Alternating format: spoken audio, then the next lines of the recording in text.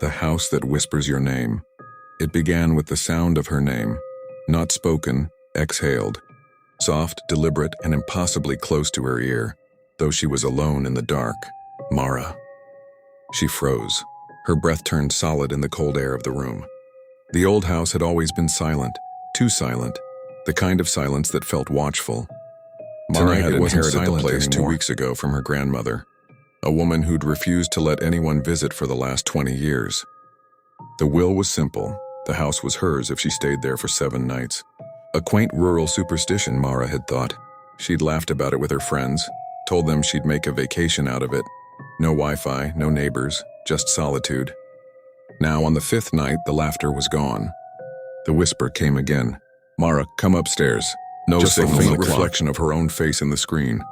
Except for half a second, the reflection smiled, though she hadn't. She turned on the flashlight and stepped toward the staircase. The air was thick with dust and something else, like static electricity or anticipation. Each step moaned under her weight as though warning her back down. Halfway up, the whisper shifted. It was many, murmuring in a low, feverish hum. She's here. She came back. Don't look at her face. Mara's throat tightened. She told herself it was the wind on old wood, old echoes. She reached the landing. The hallway stretched ahead, longer than she remembered, the wallpaper breathing faintly as if the walls themselves inhaled. A door stood open at the far end, her grandmother's room.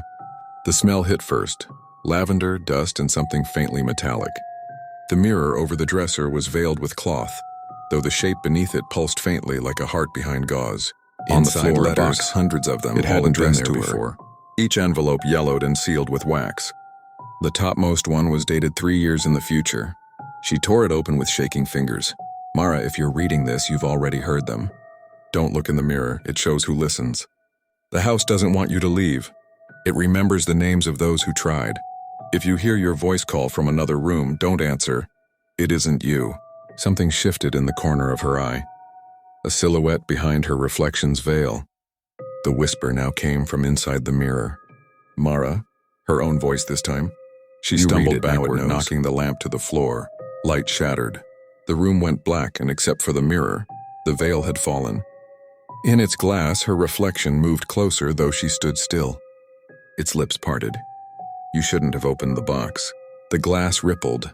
A hand, her own, reached out from the reflection and pressed against the surface.